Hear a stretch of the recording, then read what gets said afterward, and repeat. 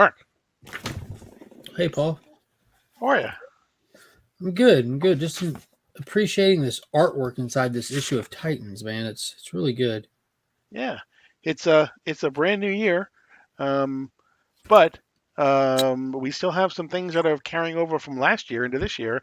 Most most Mostly the Beast World Titans Beast World event, and we have a couple things to catch up on.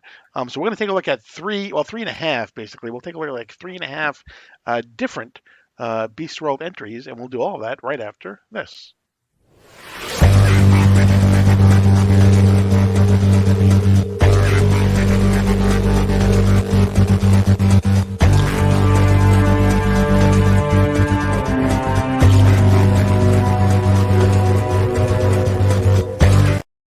So, before we get started, you can check one of your 2024 New Year's resolutions off right now just by hitting the subscribe button. Oh, Because I know that was at the top of your list. So make sure you're subscribed. Make sure you like like our content. Make sure you comment on what we talk about, because we like to know exactly what you guys think and where should we go after this. Because Beast Roll will continue through January, but then who knows where we go after that. So, how was your Christmas and New good. Now Year's? just subscribed as well. Very good. Yeah, nice. There you go. Christmas was good. New Year's was great. We set off some fireworks last night, and then Kyle got home. We set off some more fireworks, and Nice. had a great time last night talking with you and the fellas about our top three. It was fun. It was Yeah, fun. yeah. I bet you didn't see my top three list come in, did you? I was shocked about the whole thing. Except for Exactly. one thing. I knew that one. That one was Yeah, obvious. yeah, well, of course. So we had a lot of stuff, but we didn't do one last week because of Christmas. So we're kind of doubling up. But we have, so we have a couple things to get through. We have Titans Beast World Tour Central City. We have Titans Beast World number 3, and we have Titans number 6. As well as there was a backup story in Nightwing number 109 that we're going to talk about as well, because that is kind of referenced in one of the stories as well. And it is kind of, as the story progresses, I think we'll find that it probably is pretty important to what we're talking about here. So, but let's start off with the one that goes furthest back, and that is actually Titans Beast World Tour Central City.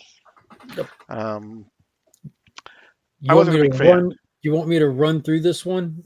Yes, please, as quickly as you possibly can. Did you say you were a big fan, or you weren't? I was not a big fan of this one. All right, so this one starts off with it's a Barry Allen story where our main Flash title is pretty much focused on Wally. We're focused on Barry in this one. We start out with Barry talking to Iris when none other than Jay, I guess it's Jay, Wally's daughter, comes flying in dressed in her Kingdom Come suit. Like I do want to reference that. We are slowly getting her to proper Kingdom Come attire. She is progressing into her, like her future. It's all coming to pass. I love seeing that, like how what they did is so impactful to comics. Anyways, she comes, Uncle Barry, we need help, blah, blah, blah. People turn into animals, blah, blah, blah. At the jail, everyone's breaking out. There's a disturbance. And this book is different than the rest, where there's a lot of short stories, but this is one big story. All the different short stories is just the Flash family like catching up with them as they're coming together. And what they're dealing with is Godspeed, who's been turned into a murder hornet, and he's at the jail and he's attacking people. They go and fight him for a minute. They get out. Then we go check in with Avery and Ace while they have a weird, odd little fight a mouse in a jacket kind of fight. But the important thing is they discover that they can vibrate their frequencies to get the spores out. These speedsters have some exceptional abilities, and we get to see so many of them showcased in this. And then we move over from them. Who was next? Next we have Jai, right? I think. No, from them we had Jai. So then after that one, it goes to her brother and Maxine, right? Right. So we kept up with her brother and Maxine because went back to Barry. They were at the Cosmic Treadmill. Well, there's a in between each story. We check in with Barry every single time. Yeah. So like we found out that Barry's manipulating the Cosmic Treadmill to send out a signal, almost like a flash phone. Like they reference the vibrations to the tin can and the strings and everything, and they're trying to reach out to all the speedsters. And Jai talks about how she can. That was Irie. Which one is Jai? Irie. Irie talks about how she can like tell where everyone is at all times, kind of thing. And they're trying to get a hold of Jai, who's with Maxine, none other than Animal Girl. And they're on their first date and everything, and it gets interrupted by none other than Godspeed, Murder Hornet. And there's actually a really cool fight. The artwork in this story was really solid. The dynamic of Jai and the way that he was showing his powers and everything were really cool. And he actually gets stabbed and he's slowly dying. And while he's dying, he's like talking to the Speed Force and this volatile relationship he has with it. And he just demands the lightning from it. And it gives it to him. And it was actually a solid addition in there, right slap dab in the middle. But then fast forwarding, we all like get them together. They all meet back at the jail. Pied Piper picks up a circuit breaker along the way, and they all go there to fight Godspeed. And they figure out we can't stop him. We need to come up with a good idea. And they decide to ingest spores and then let Maxine shift their beast appearances to a bunch of bees, right, so that they can go and vibrate on top of the other people and burn out their spores. But now you have rogue speedster bees, and she's going to let Iris present like a queen bee using the red and tell them what to do. And they're going to walk around the city and vibrate people to safety. Right, because when Godspeed attacks, we learn some things about the bee world here in this story. We learn that when a hornet attacks a beehive, what they do is they basically increase the heat in the beehive to basically burn out the hornet. But then when the bees are just be left to their own, they're all basically doing this kind of dance. They say kind of that that they all kind of work together. And so they reference that as well.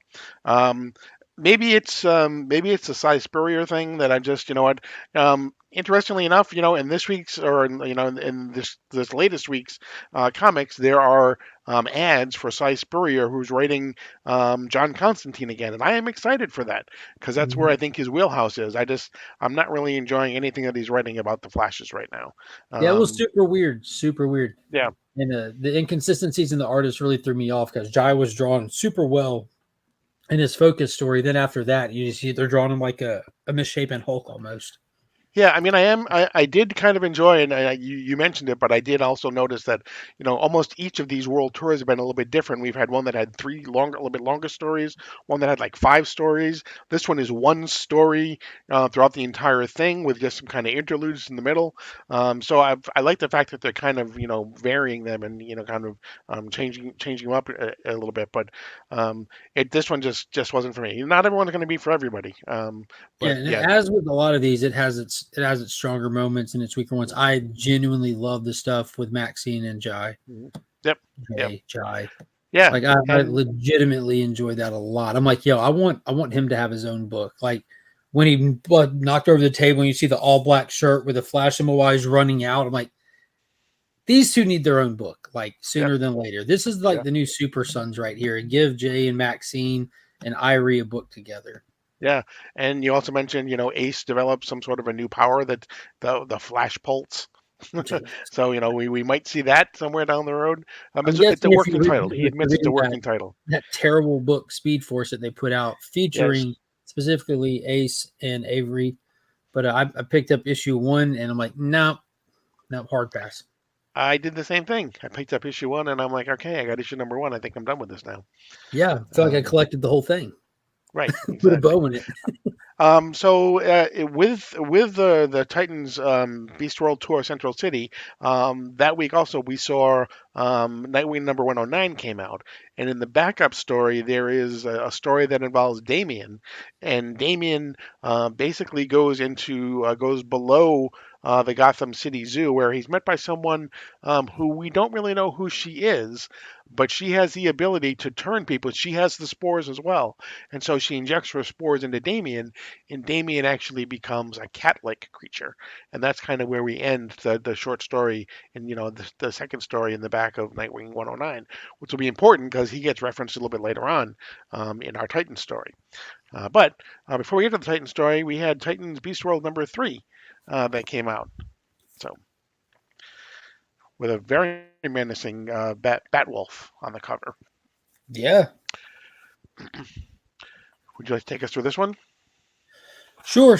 We pick up right where we left off in Kahndaq with Donna Troy and Starfire dealing with Black Adam, who has been spored into a lion. And then you get this really cool, like, overpowered Starfire that they're really showcasing in these first little piece of this Beast World stuff. They were tasked to go there to really keep Black Adam in check and stop him from slaughtering his people, since they are two of the powerhouses of the Titans team. And you get to see some of that showcase.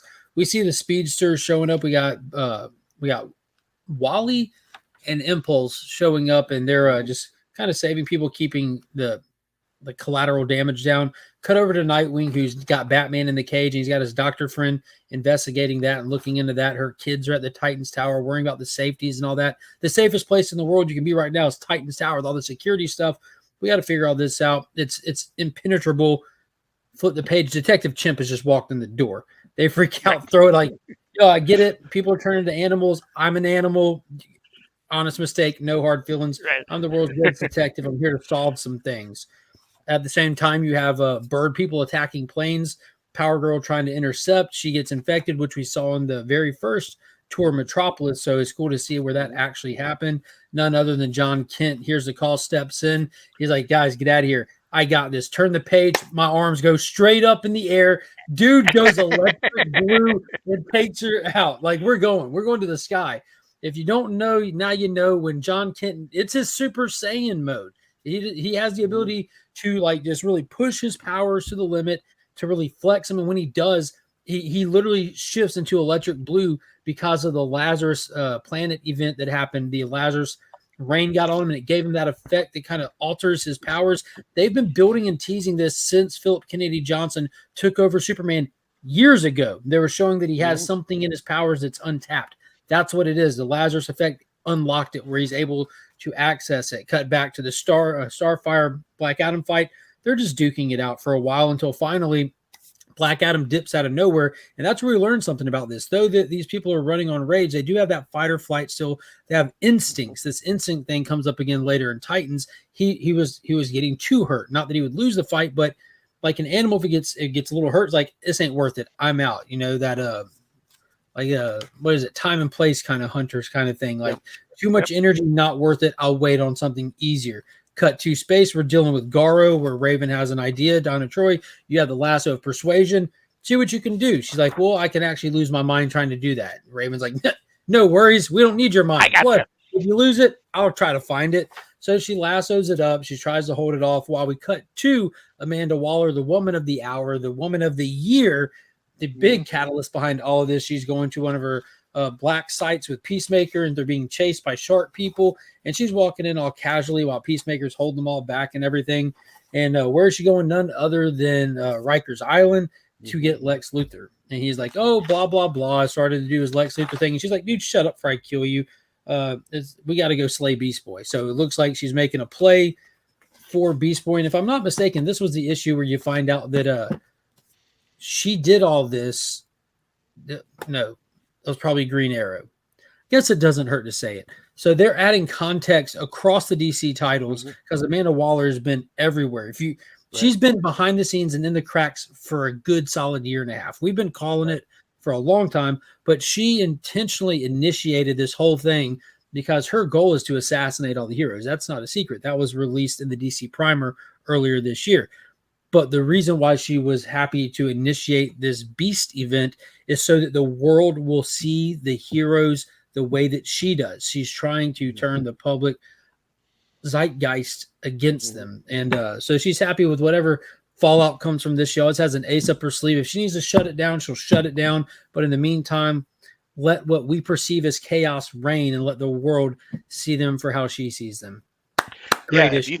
If you think that 2023 was a big year for Amanda Waller, I can't wait to see what's going to happen next year in 2024 or in this year. The squad is back, baby. The squad is back. Exactly.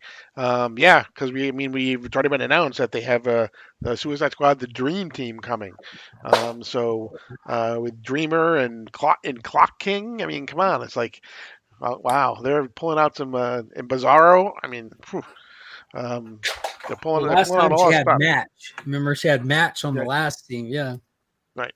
Yeah, this was the only thing, obviously I would have loved to have had Ivan Rice do the art for this, but I guess to expect him to do, all 6 issues and it's when it's on a biweekly schedule, is probably not realistic. Plus, maybe maybe he committed to some Ghost Machine stuff and wasn't able to finish this. There you go. So My man's that could gone to the machine. be why, you know. So maybe he left before he was able to finish it too. But I do think some of he does come back for some art in some of the future issues though as well though. So I'm pretty sure that he'll be back. But yeah, another really solid issue. Tom Taylor just every once in a while he just throws things in like I'm like the when Nightwing is talking to the doctor, right, and she's like, take off your mask. She's like, I'm not taking off. She goes, Dick, come on. Yeah, it's fine. He's like, how long have you known? We've lived in the same building for 5 years. Yeah, Does your kids know? No, they don't pay attention to anything that's not on a screen. exactly. How good was that? But but she also, I mean, like she works third shift, so she sees him coming and going. He throws in those things. So yeah, it was another really great issue. Um, and then we've got Titans. Titan. And we get back to Brother Eternity actually in this one. Yeah, this was pretty much Beast World 3.5. This was a direct Right. pickup. 100% of this was Beast World, was just focusing what was more of the details of what was going on inside Titan's Tower right after the events that we just saw. Plus, you get a cool flashback in the beginning for those that don't know. Right. And it kind of ends on a. It's interesting to finally figure out who Brother Eternity is. Yeah, well. they revealed in the previous issues that he is a Tamararian, Aquarian, Tamarian, An aquarium, a Tamarinian. He's one of those, the same Yeah. race of alien that Starfire is. We saw that there was one of those races that Brother Eternity looked like. So in this one, it opens up with a flashback to back when Starfire was a little girl on her planet when they got invaded and their parents got killed. The soldier that took her to safety, that got her out of the danger of the invading forces, his name was Xander. Mm-hmm. As a kid, the parents died, then she got picked up by the bad guys, put into slavery, and then she fought her way out, eventually coming to Earth, blah, blah, blah. Cut to the fight with Black Adam, and her still rages on, and until she gets some backup from Captain Marvel and Miss Marvel, or Mary Marvel, and they come in so she can head back to the Titans Tower. Over the Titans Tower, they're calling in everybody. Barbara and Dick are sitting there kind of just trying to feel out what's going on when there's an alert. Titan at the gate. Open the gates. Who is it? It's Tempest. Tempest, the guy who's infected, rocking with Brother Eternity. Yeah, that guy, that D-bag. He's there fighting his way in, and him and Brother Eternity, along with a horde of beasties, just walking the front doors before they can close it behind them. Code red, get everybody down to the basement. We'll keep it safe out there. So they're calling in all the Titans and everything, fighting back all the bad guys when Tempest catches up to him, floods the room that Batgirl and Nightwing are in. Nightwing, it looks like he gets infected. And in the meantime, alert, another person at the door, another Titan, raise the gate. It's none other than Starfire. Brother Eternity goes walking out. He's like, oh, hey there. You hear that noise? And she says, it's a boom tube. And he says, finally, I can show you who I really am. A boom tube opens up. We don't know who it is because before we ever turn around, we see that Brother Eternity blows off his entire skin, his clothes, and it's none other than Xander standing there. And he says, I want my God back. So Titan and Brother Eternity is really Xander. Brother Eternity is Tamarian. Yeah. They're mad that the Necro Star, like that was their whole plan. Amanda Waller's got her own thing going on, but they legitimately wanted this Necro Star. That was his deity.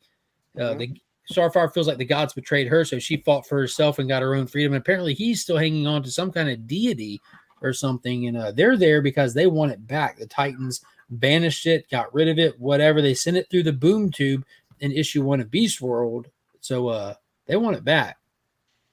Yeah, I mean there are a lot of different players with a lot of different motivations going on here in this story, and that part of the story seems like going to play out specifically in Titans, and the Amanda Waller part is going to play out in Beast World, which is good.